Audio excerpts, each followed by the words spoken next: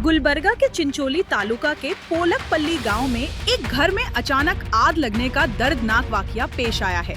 अंदाजा है कि ये आग बिजली के शॉर्ट सर्किट की वजह से भड़की और गांव के सैयद इब्राहिम के घर को पूरी तरह से अपनी लपेट में ले लिया।